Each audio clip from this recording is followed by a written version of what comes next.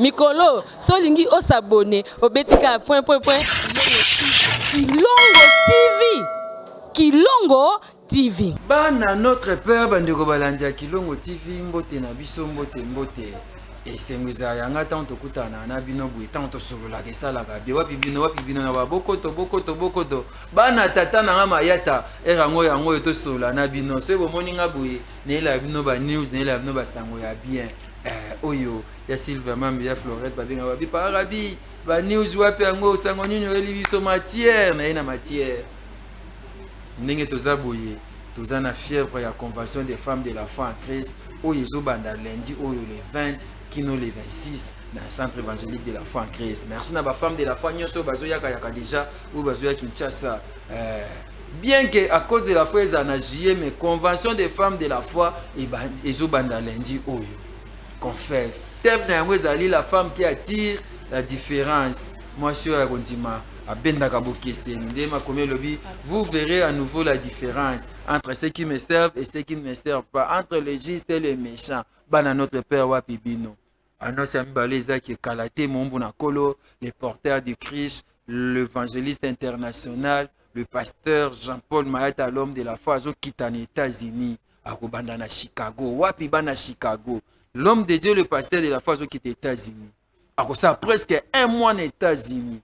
Talent kalu on a le ba Christ outi Kinshasa et ba Congo, Christ ezoni Kinshasa et France et Suisse, ezoni Kinshasa et Luanda na CFC Luanda kuna na Ojaenda. Christ ezolonga Kinshasa juste après confesse et aux États-Unis. Where are you? Where are you? Good morning ma compère, pasteur de la foi ke loba kuna na Chicago. Jesus Christ is the Lord. Usakana na anglais. Mususu nini tinela ba mo anglais na nyata tinela ba mo anglais na zena angola na nyati portugais muito obrigado Deus tá bom nzamba malam wana na Luanda CFC Luanda sikoyo le porteur de Christ l'homme des chiffres azoya États-Unis na opia mna ba programme nyonso ya États-Unis mais bana Chicago kipte ba de 30 azadi na Chicago wana bana Chicago yango bobenga ngai ba adresse yango ndeza na anglais loko ezosanga pasi yango wana ba adresse yango eza na anglais mais na combien nazo maîtriser mikolo pona nyatela bino ba adresse en anglais telaka na oti konyata ya portugais nazongi boye oya Suisse na kokai ko prononcer yango te sikoyo États-Unis na anglais. Jesus is good. Yeah. Jesus is God. Bande ko na Amérique bozana États-Unis on peut savoir na adresse na Chicago okoke ne peut participer ça les violences ozana Maryland ozana Washington ozana na mboka nini susu ya Amérique osali violence au pays babi suis les porteurs du Christ bana notre père et ça là bien tant besoin ça biso yeyo wapi bino bana tata na mayata bana notre père biso yeyo Nzamba malam yeso aza bien le Dieu de mon père Mayata le Dieu de la différence le lona nito le bela confesse convention des femmes de la foi oyo iso banda lundi oyo elongona ba mama ya ona bina ya ba moko ya ba pandisango ya biso ya CFC moko na biso ya presse bongo ya aza mingi na ngambo ya ba mama po aza mama aza femme de la foi ye nani mama Rachel Tobi aza mpandi nanga jambo mama jambo wetu jambo sana na c'est pour la balangue bele eza bien moi chiluba moi kikongo moi lingala ah oui eza balangue nationale na biso fora to meka ndam moi notre père boni kimi ezali mosakoli rabi mbote na yo mbote pina bana notre père nyonso bazolanda biso na kati ya Kilongo télévision esengo ya kozala na bino lelo pona kolobela makambo ebele oyo ezoleka na kati ya centre évangélique de la foi en Christ église na biso tolingaka mingi oyo ekamba makabongo epa moumbu na nzambe l'évangéliste Jean-Paul Mayata pasteur de la foi pe kolobela mingi confesse parce que nazali mama o bino boyebi nazali toza na kati ya mois de la femme moi aux ali dédié pour na biso basi pe ezali 3e mois chiffre 3 to ebiki ezaka chiffre ya résurrection raison pour laquelle ba mama ya centre évangélique de la foi en Christ ba mama ya kondima babongiseli biso makambo ebele ya kitoko na semaine oyo tozokenda ngo ya suka tokolobela ngo awa na mosakoli nanga Rabi Mavinga yango toyekolobela awa kasi boyeba ke pasteur de la foi azotonga susu 5e ndako oyo eza bongo 5e ndako eza hôpital déjà baza na niveau ya fondation na otiela biso bilili baza na niveau ya fondation kala te baotombola pour ke na mois de juin tobanda toinaugure yango moi notre père moi na CFC kala te tozokoma na hôpital na biso moko oyo bamédecin bazala basali na nzambe bachrétien bainfirmier bazala bachrétien bagarde malade mpe bachrétien naza sur bamaladi mpe bakozala bana notre père esala bien nalobaki yango kala te momu na kolo le pasteur de la foi azokita na Chicago na États-Unis wana abanda na Chicago na opesa bino programme nyonso presque un mois côté kuna baville bozala bo profiter bo saisir opportunité oyo momu na tozakaka na esika moko yo tobundisaka mitema na biso esika ngo nde liziba ya ngolu ya basantu nyonso kolo nango nde nani ye yaya na biso yesu tokotalelaka butu na moye asimbisa biso bendela balongi ekoko ya jamais ton amour me suffit yonde nzambe ya évangile yonde nzambe ya kelani mpata yonde nzambe ya Jacques Vernon yonde nzambe ya Edina Pala yonde nzambe ya Dokuta Miguel Yesu nzambe ya Jean-Paul Mayata kolozwa lokumwe likambo kamwa elekela ngai nzambe mobimba sundoli kembo akiti na se ya lati nzoto pasi kolanga na libulu ya masumu bagangaka basali banzambe bakosekwa mpe lokola yesu kasi kino lelo oyo batikala mabele lisolo na bango ekoma suivre.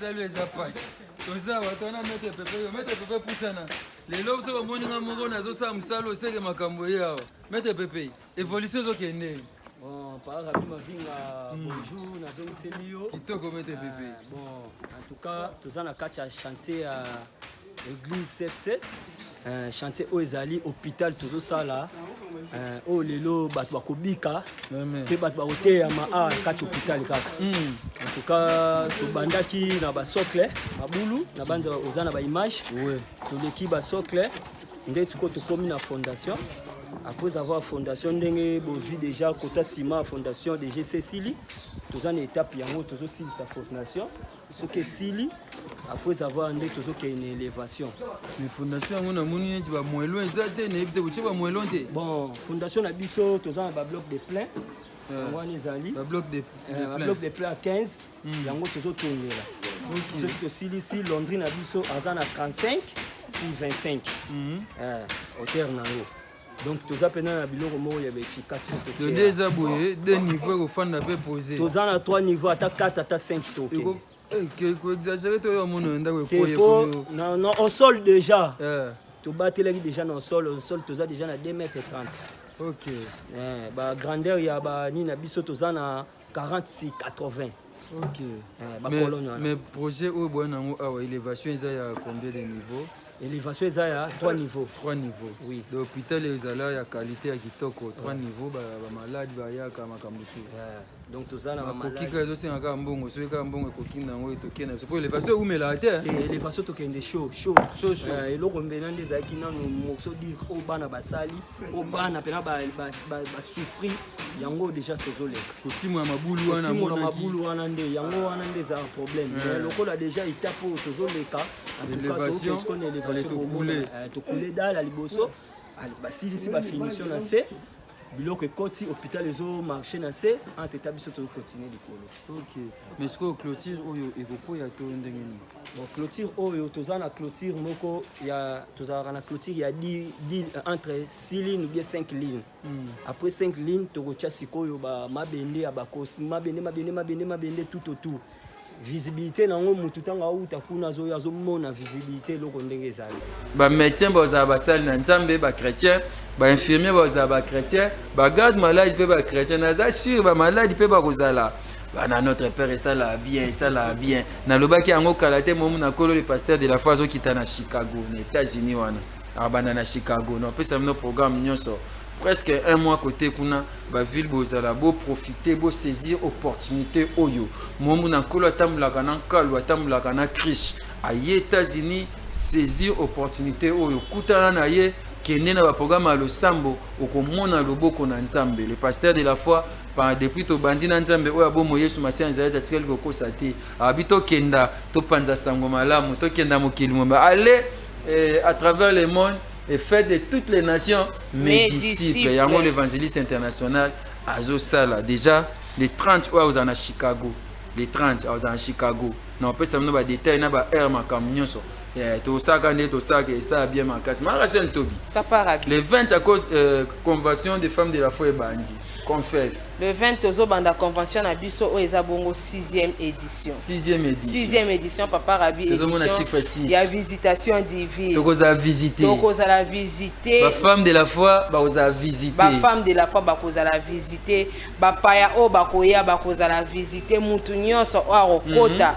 Na CFC mokolo wana akoza la vraiment visiter parce que tozali na édition moko ya visitation et koza malamu mingi pona bana Nzambe bozanga te surtout ba maman bozanga te mokolo ya lundi na ngonga 8h bana notre père o baza awa déjà ba yebi déjà agenda na bango programme eza déjà calé na 8h tozana bango elongo yango to bengisi pe ba maman o baza na kati ya ville province ya Kinshasa awa o baza na Lubumbashi Bama o baza te mante ya te bonga ko rater kutu kitite na yebi ke boza toujours branché bolanda vraiment confef ndenge zoleka en tout cas toza pena ya ko pambwa mama kasi bana notre père to pesi bino mbote bana notre père merci beaucoup toza maman sauta ki Angleterre. Hello. How are you? I'm okay, thank you. And you? Very okay. Go check les autres anglais. Boni journal lelo elekinde. Journal lelo eleki impeccable. Et lelo kwa kolobezati. Nzambe penda zalaki au rendez-vous. Nzamba mayata zalaki vraiment au rendez-vous. Tokumisi nzambe. Poeza ki jour ya ouverture. Nyonso elekani kitoko, mateya kitoko, koyemba kitoko, en tout cas tozui ya biso vraiment en plus. Tozui en plus, tokumisi nzambe. Et toyebi que le reste baton etikali. Mardi, mercredi, jeudi, vendredi, samedi, dimanche. Et ndenge moko. Pour nzambe tondimela, azanzamba solo pe abomo. Yeah. Bandeko ba yete, o ba yete na convention à lelo premier jour. Okoyesa ba oni. En tout cas, baba yete. Hey, barate penza ezato ya moisson baya bakozwa penza ya bango ezaka biso nde to disposer mitema na biso etokozwa oto senge pa nzambe. Merci. Lobi tokoza awa tokomisa nkolo et merci beaucoup bandeko tokomi na suka ya reporter na biso lelo ezaki ou journée à ouverture ya na Mbujimai bandeko na biso ya Bandundu ya Bakongo partout au Bozali ya Brazzaville Rwanda bazoya bakoya Papa Rabi oh France bazali Papa Rabi Londres bazoya Allemagne bazoya bongo bandeko na biso bazana Rwanda awa Mama Bibi Matondo azali akoya Mama Bovindeli tozala naye awa akoya pe na délégation na ye ya Julia kuna na Rwanda bakozanga pete délégation ya Rwanda pe bakozala awa na mkola lelo nde tolo baboye Mama Nene Kafuti o azali bongo présente na biso ya femme de la foi na église mère aza déjà au four et au moulin ko lukandeni ni koyamba bapaya o bazoya ko loger bango en tout cas ba place eza ebele pour na logement bakozala bien logé parce que site e otoponi eza site mo ya malamu o bakozala bien accueilli bana nzambe baye pour que lundi déjà na ngonga 8h to démarrer na bango confef na biso 6e édition o ezali édition ya visitation na thème na yango femme de la foi, la femme qui attire la différence. Ndenge thème ya année ezali thème ya année na CFC ezali année de la différence. Biso pe ba femme de la foi to saisir kaka thème wana to komisi yango ya biso ezala penza pona biso pona ba vie na biso bandako na biso misala na biso ba foyer na biso to zala différente. To vivre ndenge to vivra na année 2022 te. To vivre ndenge to vivaki na janvier te. Ndenge to koti mois de mars ezara mois na biso ba maman. La femme de la foi doit réellement attirer la différence et ezala concret pour que to zala ba référence Papa Rabi Mavinga. toko vivre différence, toko attirer différence pour que tous à la référence et que ça la malamu mingi. Femme de la foi, femme qui attire la différence. Femme de la foi aux en France, aux en Belgique, aux en Suède, aux en Suisse, aux en Allemagne. Très bientôt l'évangéliste international qui t'appelle en Allemagne wana. Na lina ko ba Allemagne te pour na banana aux États-Unis. Tous les programmes nyonso na bando pesa na programme nyonso boyebi soki momu na kola za programme na sala na ba direct na ba live na olobelango et ça la moi bien côté que est-ce que za na tela biso convention ya ba femme de la foi o ya année passée ne peut-être soki za na côté que les confesse ya biso moko basi akondima confesse ya biso nyonso. Bonjour, je suis maman Esther Liembe, chantre de l'église Centre évangélique de la foi en Christ, CFC. Je soutiens la convention de femmes de la foi, CONFEF, 6e édition. Que Jésus-Christ de Nazareth, le Dieu de mon Père, le Dieu vivant et véritable, vous bénisse abondamment. Soyez le bienvenu. Oh, CONFEF ya biso moko, basi akondima. CONFEF ya biso nyonso, ba mama kondima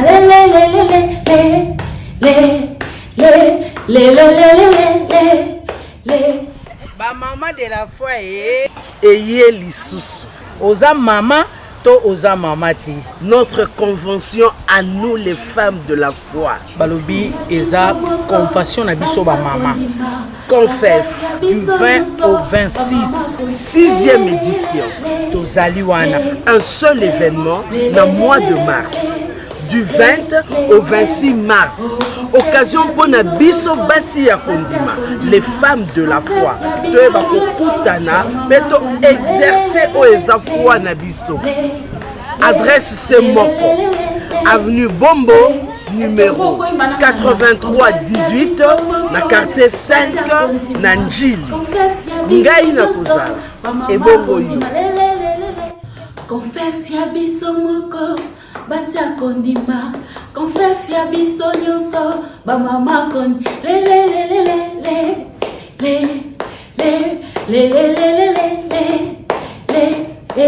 yoso mninga, CONFEF ya biso moko, basi akondima, CONFEF ya biso nyonso, ba mama kondi,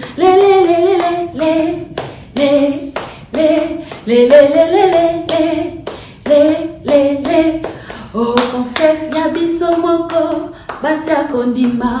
CONFEF ya biso nyonso, ba mama kondima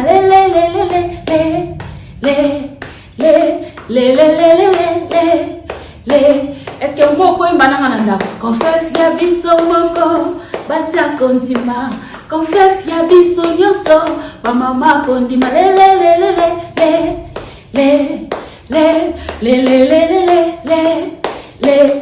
le beta momololo. CONFEF ya biso moko, basi akondima.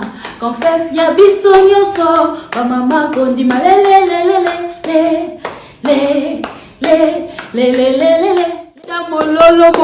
mololo. Si je suis femme de la foi. CONFEF pour na basi akondima.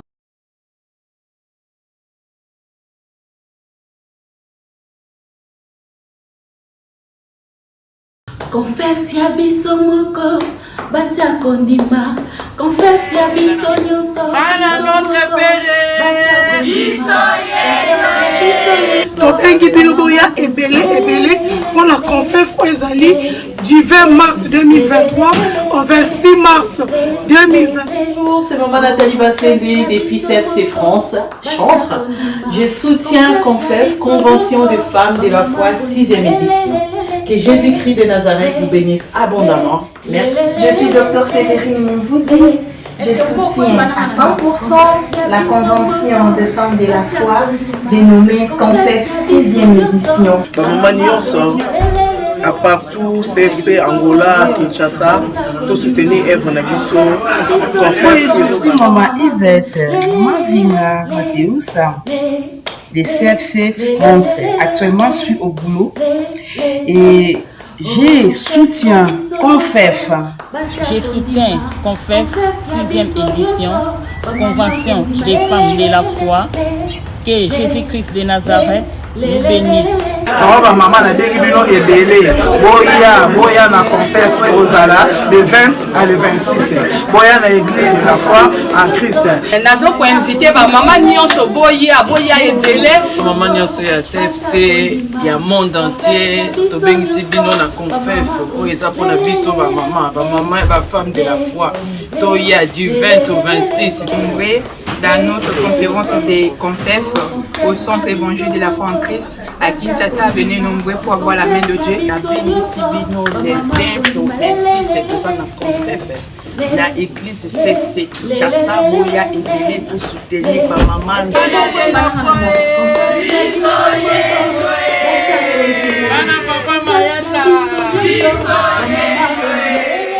Tu t'inquiètes, tu t'agites pour beaucoup de choses. Marie a choisi la bonne part. Yesu n'a pas voulu dire à Marthe que ma kamosa la onezatina te. Ma pesi kaka o ezali ba priorité dans les seigneurs. C'est-à-dire Marthe a choisi la bonne part en ce sens que en écoutant les seigneurs, en ce sens que en restant au pied de Jésus, okoyeba nino nzamba lingi. Pour l'importance ezali o salate mais on atteindre cible. La cible c'est Jésus. La cible c'est la gloire de Dieu. Alléluia. Mais Yesu aboya ki misala te. Alobaki te que Marthe azo sala mabe parce que Marthe aza ko symboliser service misala. Marie aza ko talisa la vie spirituelle, le salut. Muto azui lobiko kati na Yesu. Moto ya vandi na makolo parce qu'il y a un temps où nous donnons notre vie à Jésus to koma kabasi ya kondima tangu to yambi Yesu petango to yambi Yesu esengali siko to vanda kana makolo na Nzambe po yeba eske Yesu ana nzala ngongoyo ngana olamba fufu eske Yesu asepeli na fufu ngana olamba madesu lokwa Marthe eske Yesu asepeli na madesu alingaka certainement pas liaki na ye mais il était question de prioriser les choses. Alléluia. Alors nakati ya Tabita tomoni ba qualité wana nyonso nakati na ye na ya musala na ya disciple parce que Marie avanaki na makolo lokola moyekoli Marie azalaki Marthe banai ko sala musala lokola moyekoli parce qu'il y a un temps d'écouter, il y a un temps d'agir. Okoza kate muto yoka eza na tango yoki eza pe na tango chana misala. Ndomoni na kati ya Tabita ba qualité on a nyonso zalaki abandonné ko incarner na Marie na Marthe parce qu'elle était disciple mais également le don de Tabita c'était la générosité, le don de Tabita c'était l'hospitalité, le don de Tabita c'était de soutenir, le don de Tabita c'était de faire pour les autres. Chère maman, chère femme de foi, j'aimerais te dire que tout ce que Dieu met en toi c'est pour les autres, tout ce que Dieu met en toi c'est pour l'utilité commune. Le don que Dieu nous donne, la capacité que Dieu nous donne, c'est pour les autres. Alléluia. Alléluia. Tabitha pouvait travailler, Tabitha pouvait coudre, mais ce n'était pas pour elle. Son don, il y a hospitalité. Et ici misala na yango. Bible lobieza aki na Jope. Bisiko ba yeba Tabitha. Bisiko Tabitha zalaka.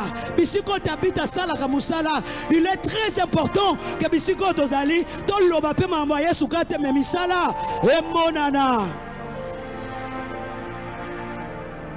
Misala e monana. Elle était dans l'église. Prenons d'abord l'église locale. Nengo sangani awa. Parce que la Bible déterminait bien. Malobi Tabitha zalaki na Jope.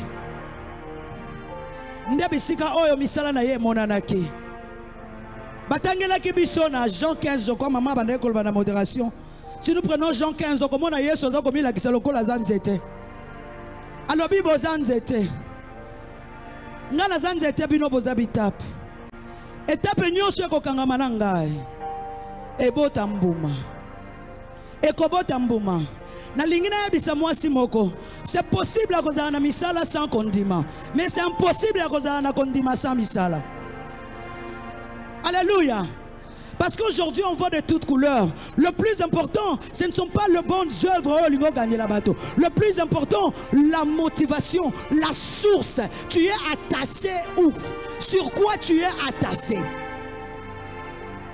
okoki na mpe kokaba okoki na mpe koyemba okoki na mpe koloba Yesu mais ozozwela makambo wana wapi parce que nzete nini esengele bota manga ya nzete manga nzete esengele bokamba na sende ya nzete manga sende etapo esengele bimisa manga eza oyo ekangami na nzete ya manga. C'est-à-dire nous sommes en train de parler de bonnes œuvres, nous sommes en train de parler des œuvres qui sont poussées par l'esprit. Eza bisala salate yango bato ebele baosa bisala sala apena prière comme nkolo kanisanga nzamba oluka na okanisela ye na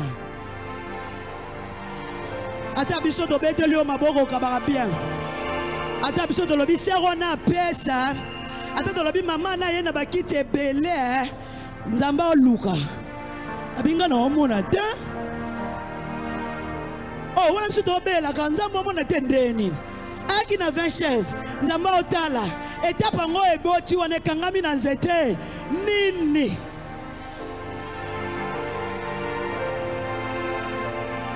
ekangami na nzete nini et puis aboteli pour na but nini. Quel est l'objectif pour lequel tu poses de bons actes? Parce que les bonnes œuvres, ce sont les bonnes actions. Pourquoi toi tu dois produire les bonnes actions? C'est pour quelle finalité? Donc misao, to betelo maboko, to le bopia bien, to le boza mama bien.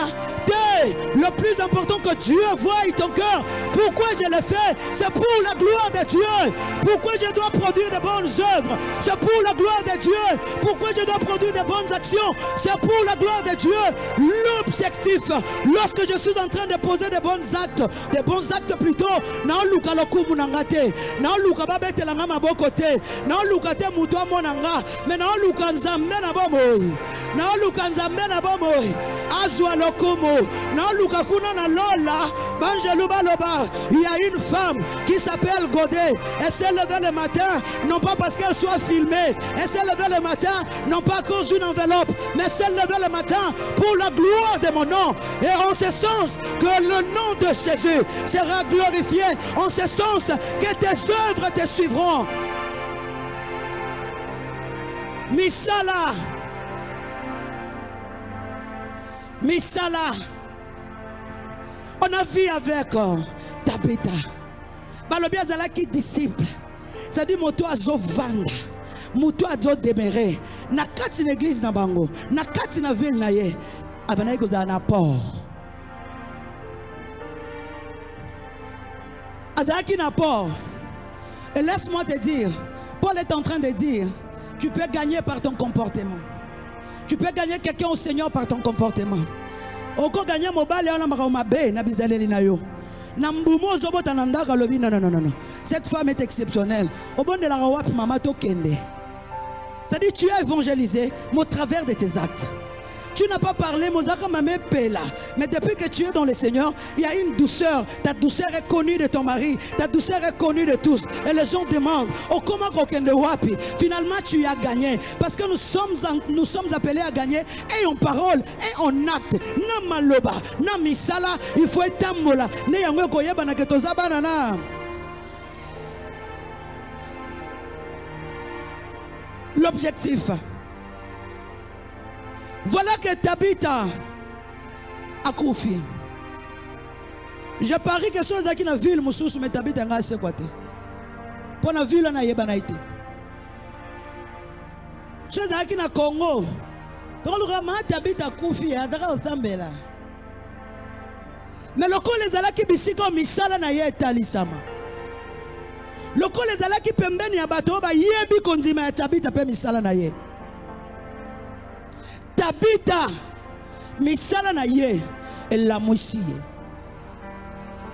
Tabitha misala na ye et gangi. C'est-à-dire lorsque nous posons de bons actes, et ça na action moko aller et retour. Toi tu donnes d'une certaine manière. Nkolope azozongi cela. Yo misala malamu et pour la rater. Et pour la rater. Voilà pourquoi Paul est en train de dire, j'ai posé le fondement. j'ai posé le fondement qui est le Seigneur Jésus-Christ. Vous veillez à la manière dont vous bâtissez dessus. Ce que tongi na biloko a pété pété. Tant moto roya et moi. Mais ce que tongi misano na matière makasi. C'est-à-dire pour na lokumu na nzambe, pour na lokumu alola, ata moto ye misala na yue ko ganga et ko limwa te. Finalement, les autres seront bénis, les âmes seront gagnées. Toi également tu auras des couronnes. Je venais de lire, la Bible dit, heureux dès à présent le mort en Christ. Même s'ils passent, même s'ils se reposent de leurs travaux, même ils sont ganga. Parce que je reconnais que c'est lui qui m'a aiguisé dans le Seigneur. Il est mort, mais alors que j'écris, je suis en train de croire que Dieu s'est réjoui de ses œuvres. Dieu s'est réjoui de ses œuvres. Les bonnes œuvres, l'objectif, la gloire de Dieu. L'objectif, la transformation de vie des autres. L'objectif, gagner les âmes. Les enfants de ces siècles sont beaucoup plus avisés que vous ceux de la lumière. Bakena ba prison ba kabi après ba pesi bango nzamba lokuta po bana nzambe ba okaba te makasi. Sikoyo de l'autre côté, ils ont compris. Heureusement que pour eux, ils ont ba bonnes œuvres étaient. Alléluia. Parce que bonnes œuvres, ils ont dans nos sources, ils ont pas ya nani, ils ont pas moi si akundima.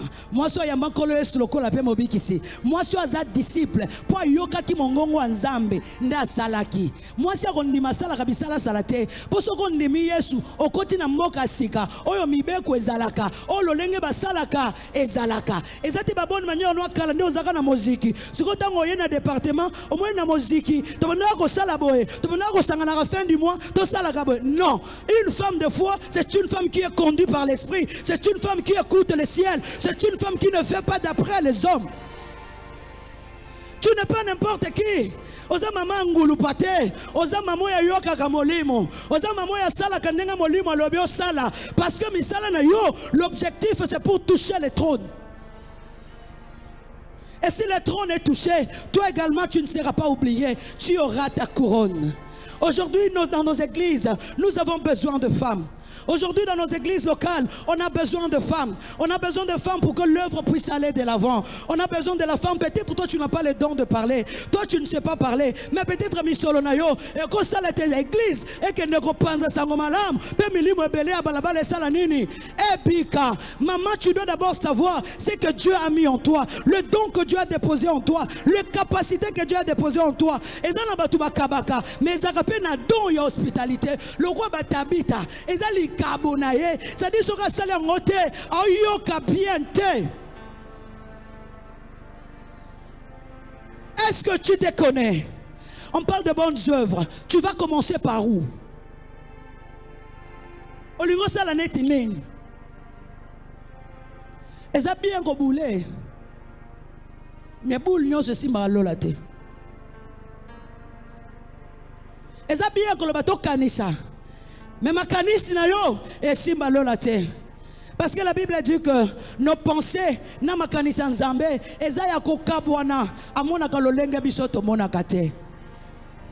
C'est-à-dire une femme qui veut produire de bonnes œuvres au sein de son église, une femme qui veut vraiment qu'au travers de lui l'évangélisation c'est une femme qui écoute le Saint-Esprit.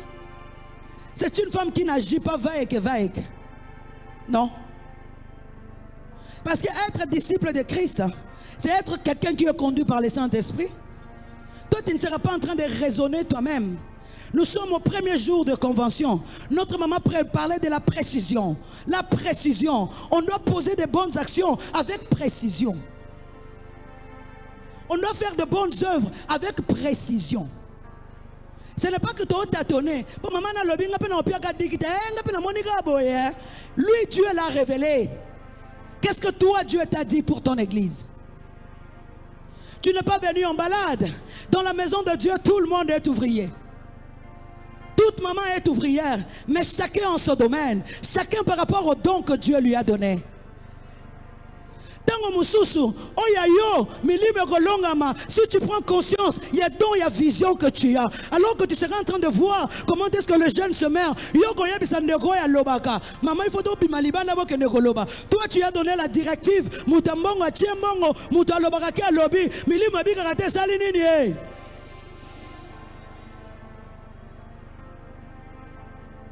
Alors, nous sommes dans le premier jour. Aujourd'hui, c'est le premier jour. Maman, prends conscience. Les œuvres d'une femme au sein de son église pour l'évangélisation. Toi-même, tel que tu es là, rentre en toi-même. Tala yo moko. Capacité ni nangoza nango po bimisa musala moko boy. Sur ce plateau spécial, je profite de l'occasion pour saluer FB International, l'agence à Solo. Là, je vois Fiston Bassende, moté ma maman Nathalie Zeko. Bana notre père.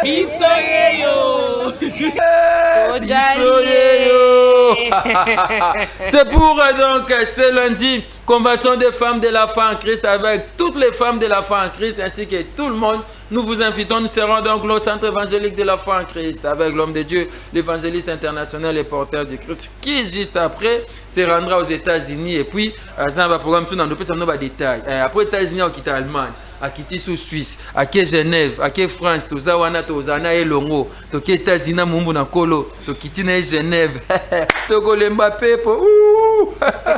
Bana notre père et ça là qui to makasi. Merci na papa Fiston Bassene, merci papa Zola.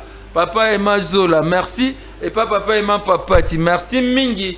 Et pas ya papa Thomas Mpiame, papa Thomas Nabosaniote, papa Thomas Mwana Bato, ya colonel. Mwana colonel, merci à vous papa Thomas. Merci na bande konyo so balinga karabi ma vinga ma Rachel. Papa Rabi. Parce que ma maman baye. Convention des femmes de la foi. Namoni maputa. Namoni ba foulard. Nga déjà na la coste nga. Donc tolo bakieza année de la différence, femme de la foi, la femme qui attire la différence. Différence c'est na ba domaine nyos. Toza na maputa. Toza na ba la coste. Année passée si je ne me trompe pas tozaki na ba foulard te, ezalate na nous pe ezalate. Voilà du nouveau. Na physique tozu déjà différence. Bon ce que ton kota na spiritualité. Souka.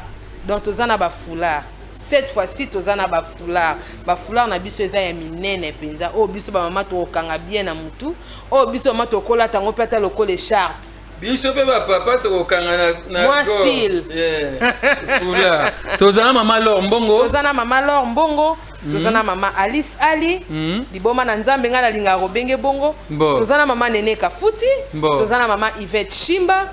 Tu as maman Henriette Voula. Tu as pena maman Bovindeli. Okay. Présidente ya Allemagne, Bakozalawana, tozapena mama Bibi Matondo, présidente ya France, Bakozalawana, tozapena ba mama ba Utangola na délégation ya Julia et ya mama Julia, Bakozalawana biso sotokozana bango mukolo ya lundi le 20 na ngonga 8h déjà porte na biso et ozala ouvert pour na ba mama nyonso ba ya kozwa enseignement pour que bakoma ba différente, ba ça la différence na vie na bango.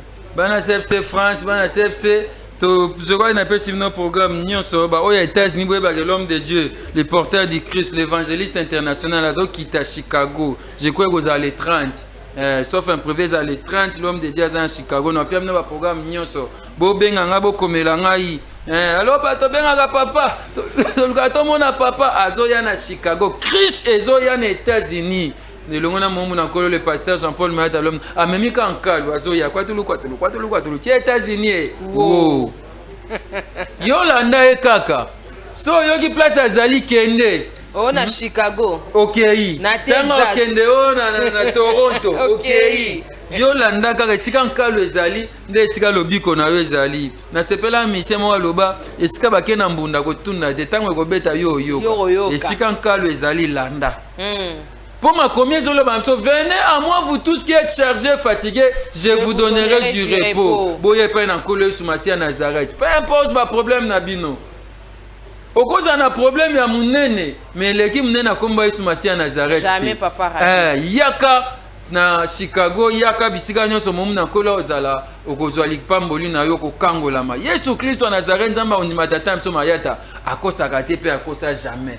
Akokosela nini?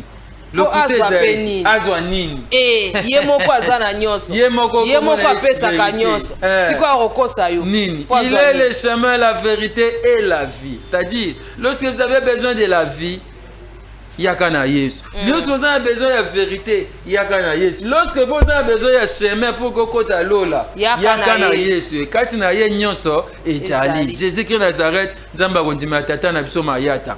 Azo kita en Chicago le 30.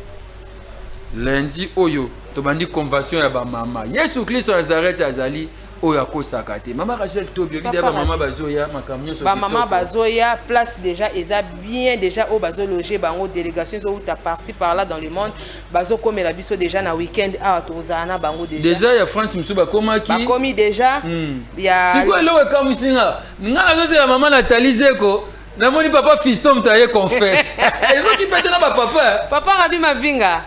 Convention des femmes de la foi et qui parle en côté. Oh. Oza mama yaka. Oza papa yaka. Kune zaka likambo enseignement tozaka na maite, tozaka na singate, enseignement équipé rasté. Atoza pe mundele yaka. Oza chinois yaka. Message okando zoyo kelango yaka koza sko message eza pur. Yaka soki mama zi opportunité te yo yaka o enseigner mama na ndako yaka to yana ba mama te na ba famille na biso na bosanité toza na moi ya prière en famille, prière de famille oyo tozo bondela elongo na mabota pona mabota Yesu Masia Nazareth azo sala dimanche oyo ba famille ba ya lisusu to bandaki yango déjà tozo koba nango mois de mars o mobimba benga mama benga papa oza na poto sambela na biso bosangisa libota to sambela en famille. Et là, au moins, ils ont ça bien, papa Rabi, na kati ya prière, wana, soki moumbu na nzamba sisi côté ya abandi ko déclarer, azo senga penza ke ndeko, aza na kati église na ndeko na ye, to simbana. L'union fait la force. Unité ya famille. Unité wana to sala ngona kati ya prière. Ba prière wana e ozana ba résultat moko solide pona ba vie na biso. Amen. Bana nzambe onya so bozana kati ya Kinshasa, bana notre père, bobenga ba famille bo signaler bango soki moyen rotinda ta transport ezali. Pesa bango ata transport baya kosangana biso déjà dimanche oyo toza wana na CFC pour na ba prière en famille toza na continuité nango. Merci maman Rachel Tobi. C'est-à-dire na bengi ba notre père nyonso oya France. Soyo koya convention te mais chaque dimanche toza wana 66 rue Maurice Gainsbourg 94 200 na Ivry-sur-Seine. Nzela oyo ya bibliothèque à François Mitterrand. Ti lelo balobi ezo sala te. Yela non nzelo mususu. 66 rue Maurice Gainsbourg 94 200 Ivry-sur-Seine. Bana notre père bana CFC France. Tozo kutanana chaque dimanche à partir à 8h prière et bandi. Ya Aurélie Senga bango bakoma na bango 6h, bakoma wana 7h babongisi esika 8h prière et bandi. Jésus-Christ Nazareth nzamba solo pe abomoy. Nzambo akosaka tatika ba oya yete wana na France. Bongo na Luanda toza na Ojaenda okitika na passerelle oyo ya mawete opusani liboso 4e avenue okoti na gauche côté ka ba magasin à gazoza toza wana na papa na biso pasteur Pedro Luyeye CFC Luanda toza wana awa na Kinshasa papa Rabi toza na avenue Bombo numéro 1883 na arrêt de la foi na quartier 5 na commune ya Njili. Tuzawana, non loin à place Sainte-Thérèse. Tout dit va. Là, je vois Maman Tania Mobey. Merci à vous. Merci beaucoup. Nabana notre père Nyonso. Napesi bango merci. Namoni prophète Chavli. Namoni bandeko Nyonso tozana bango na CFC France. Mais biso tozo kende États-Unis na mumu na kolo le pasteur de la foi. Maman Rachel Tobi toko kende États-Unis na cadre kaka ya évangélisation. Tozana Chicago le 30. Tout dit va. Le pasteur de la femme memi kankal biso beto ko landa kana sima babi muto memi Christ yo landa e kala suile Christ wana yango ndeza na bomo ite Christ wana yango ndeza na misala tango akokota ndako l'action le maître de la maison oyo nani Yesu Masia Nazareth Nzambe asolo pe ya bomo. Merci à vous tous qui nous avez suivis. Merci beaucoup à Gauthier qui est ainsi qu'à Trésor Ntingi. Maman Rachel Tobi, je vous dis merci. Merci beaucoup papa Rabi Mavinga. Merci na bandeko balandi biso bobo sanate. Lundi le 20 na 8h déjà, Tobandi Convention de femmes de la foi, Bassi Angouya Pe Yampifou. Merci à vous, on se retrouve donc très prochainement avec nos programmes Kilongo TV. Merci. Mikolo, solingi o s'abonner au betika point. Kilongo TV. Kilongo TV. Dieu a créé chacune de nous différentes. Tu es particulière. Je suis moi, tu es toi. Alors Dieu a un plan pour chacun de nous. Tel que nous sommes ici, moko na moko na moko na moko, azane siko nzamba zo zelelela ye. Ata to bini ebele awa. Mais notre Dieu est un Dieu de la communauté, mais également de l'individualité. Quel doit être ton apport? Tu vas poser de bonnes œuvres où? Dans quel domaine? Dans quel domaine?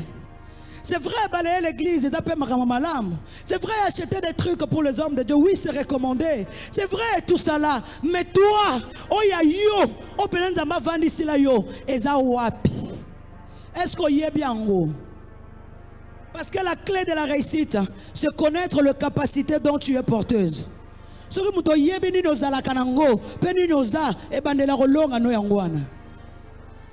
Mais ce qui est moko zomi luka, o yebate, o kende bomabe, o zonga bomabe, o zalo kwa mbalo moko mupepezo mema. Finalement, il te sera difficile d'évangéliser au travers de tes œuvres. Pourtant, on y a na œuvre nzamba zo zela yote, milimo bako simba mate. Mais ce ko simi musala o esengel parce qu'il s'agit de gagner les âmes, d'évangéliser. Misala nabiso était ya sango malam. Et là qui s'abonzambe. Laisse-moi te dire que celui qui convainc du péché, c'est le Saint-Esprit. Celui qui amène les âmes à Jésus, c'est le Saint-Esprit. Alors si tu poses de bonnes œuvres toi-même, nanongo sungo pour évangélisation salama. Pas besoin de l'obaka. Mais oh yazo simba mite mes âmes olimo mo centre. Ngana zo simba te. Tangu yo kolinga comportement na yo. Bambuma na yo évangéliser. Mais ce qui balanité na volonté na nzam. Ce qui molimo mo centre appuyer ngote. Finalité kozala nini. De bonnes œuvres au sein de l'église. On a vu Tabitha. Elle a été payée aussi grâce à ces bonnes œuvres. Elle a été ressuscitée grâce à ces bonnes œuvres. Parce que la communauté avait vu. La communauté avait vu. L'église avait vu. Nous sommes au sein de l'église. Nous sommes ici dans le centre évangélique de la foi. Dis-moi, maman, misala na yo yebani pona nani. Ngana zo sepela parce que convention oyo ezo ya ko révolter moi si mo kifa bota mbuma. Poto longa batu. Ce n'est pas un slogan. Lorsque Dieu inspire des thèmes, c'est-à-dire à mon besoin ezali. C'est à mon besoin ezali. L'Éternel veut travailler avec toi, mais cette fois-ci au travers de tes bonnes œuvres. Alors pour produire de bonnes œuvres, sois disciple. Fanana makolo, lokwa Marie. Oyo kaka mongongo na ye. Netemba kovanda pembeni na yo. Yangone makasi nangai ayo kaka mongongo mutazoyo kamongongo nzambe akwea te mutazoyo kamongongo nzambe akwea kate. Les bonnes œuvres demeurer en demeurant c'est alors qu'on reçoit de Dieu. La Bible nous parle encore d'une autre femme, Marie de Magdala. Si vous lisez dans Jean, à partir du 20e chapitre, on a la résurrection de Jésus. La Bible dit que cette femme faisait partie de l'équipe de femmes qui servaient Jésus. Bango pe bazala ki basi misala malam. Bien que bakoma na bango belé ba marteler ngote, mais Marie de Magdala faisait partie de ces femmes. Oyo babanda ki ko salela Yesu, ko servir Yesu, ko soutenir musala na Nzambe. Marie de Magdala faisait partie. Elle a été délivrée par cette démon. Elle avait cru au Seigneur Jésus-Christ. Finalement, alors il a été abani kotambolana Yesu longo. Bon, la Bible dit que quand Christ était mort, il était question que les femmes puissent aller dans le sépulcre pour nagotala nzoto la Yesu. Bakenda. Marie de Magdala est partie. Là, c'est Jean qui nous raconte. Akuti libanga ezate. Elle est rentrée pour nakoyebisa Pierre, pour nakoyebisa Jean et les autres. La Bible dit que Pierre et Jean bapoti mbangu pour nakoyako constater. Finalement, ils ont constaté que le maître, le roi, était ressuscité. Bongo Bible lobi bango bazongi na bango. bango bazongi, mais Marie de Magdala demeura aux côtés des sépulcres. Avandi, si on a tuna mutuna, Marie, o lukanini, bolingo nzambe. La reconnaissance de Jésus. En demeurant, c'est alors que Christ lui est apparu. C'est alors que Christ lui a donné le message de la résurrection. Parce que l'église dont il s'agit actuellement, c'est l'église corps du Christ. Donc Christ est la tête. Nous sommes dans des églises locales, c'est bien. Il faut que nos œuvres soient connues. Mais également, on doit sortir du cadre pour impacter l'église corps du Christ. On doit travailler en tant qu'église corps du Christ, évangélisant. Ne yesu abimeli lokola jardinier moi sozo lukanana alobi bazui mokonzi na ngai bazui mokonzi na ngai balongoli mokonzi na ngai. Finalement yesu amoni moyen na mibomba ezate tango s'est révélé na Marie. Marie alobi Rabouni. Marie a compris que c'était Jésus. Yesu abisi ekende pa bandeko na yo kende koyebisa bango ete nga na mate pa tata na nga do mate pa tata na ngai o pa za tata na bino. Ça dit kende ko panza sango ke nasi na sekui naza na bomoi. La participation de la femme dans l'évangélisation, c'est là l'effectivité de l'église. Parce que l'église a commencé quand Christ était venu. Mais l'église a vu le jour lors de la résurrection, quand Christ a tout accompli. Et c'est lui qui a apporté le message de la résurrection. Le message qui a constitué l'église, c'est une femme. C'est une femme. Pourquoi? Parce qu'elle avait demeuré aux côtés du sépulcre, avant dit. Ici, pas seulement Koyamba Yesu, mais ce Koyamba Yesu Vandat.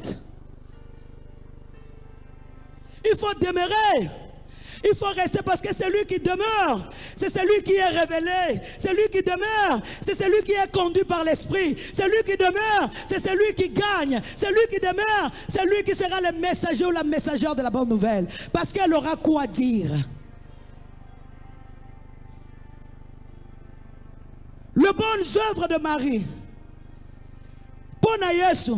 Je ne suis pas en train de dire que Christ s'était révélé à elle à cause de ses bonnes œuvres. Non, c'était d'abord sa foi en Jésus, son amour pour Jésus. Mais également, c'est une femme de bonnes œuvres. Elle a resté, elle a demeuré. Parce que Moutou a vendre pas na Yesu. Ou a vendre pemben na Yesu. Il faut yoka mongongo na ye. Il faut amona Yesu. Pour être misala. Et botambuma pour être misala et talisama bongo batubele babiki sama. Aujourd'hui l'église a besoin de femmes, que ce soit l'église locale, que ce soit l'église corps du Christ. On a besoin des âmes, on a besoin que l'évangélisation se fasse. Mais cette fois-ci l'Éternel veut travailler avec toi. Tu dois en prendre conscience, maman. Il faut prendre conscience. Si tu es une femme qui ne s'occupe que namakambo likolo likolo, dis-moi comment est-ce que tu vas recevoir de l'énergie de l'esprit pour na kolonga milimo. Comment tu peux recevoir le message de Dieu? Comment tu peux gagner au travers de tes actes? Comment tu peux produire toi les sarments et taper nengani nango kobota? Okobota mbuma ndenge nini na bakartier na biso bayebi biso na comportement nini na bandaku na biso toza na comportement nini. À un moment donné on ne sait pas gagner les âmes parce que misala na biso ezolakisa kaka mulili. Oh, la Bible dit que Christ nous a pris du royaume des ténèbres et nous a transportés au royaume de la lumière. C'est-à-dire en Christ tu dois produire les œuvres de la lumière. Il faut pas l'étalisa mananzela na yo. Oza étape à lolenge nini. Est-ce que tu es toujours attaché à Jésus? Est-ce que tu es toujours attaché à Jésus? Et tant que tu as musala, na mutu na yo, objectif na yango, ezali nini. Tant que mususu avancement église, vous avez pas problème na ote. Mais quand la linga faire participer na musala na nzambe, yango ezo compter na misala na yo. Tango mususu ndenge pe milimo ezokufa na Congo na na mukili obondela tapo na ngo pete mozaka mutaliboso koloba makambo pene ezoleka na mboko oyo nzambe kaka. Mais aucun jour tu as prié pour ça. Makambo basala nzambe bazosala mais ata mukolo moko te otikala kobondela pona yango. L'Éternel veut te rendre consciente, maman. L'Éternel veut te rendre consciente. Oyeba ete, ton manifeste à deux sortes d'œuvres. Œuvres zali à Mousouni, na œuvres zali à Molim. Toutes bonnes œuvres poussées par l'esprit, il y a encore la zoza lokum. Mais oyonzo tezo sala, nzamba zoza lokum te. Bible lobiete, nzete oyoko bota mbumate, bako kata yango, bako cha yango na moto. C'est-à-dire, toi qui ne veux pas te laisser à l'esprit de Dieu pour porter des fruits, yo moko fomi yeba ke misala na yo ekotuma manango na moto eza na litomba moko te. Neto lobaka nkolo nasalelaki yo ngai nkolo kanisa ngai nga na kombola ke église tongo nyonso nkolo kanisela ngai wana tango tokomi na ba problème mais nkolo azoluka ngo na cahier de souvenirs azomona tate parce que ezobima na mosuni moyen esunga ezate. Chère maman, nous devons savoir une chose, que nos œuvres nous suivent. Misala na biso ekolanda biso. Nkolo akela biso, nkolo atindela biso Yesu, po na misala malamu, po lingi misala malamu na yo efuta yo dans l'au-delà. Litomba na yo na lola,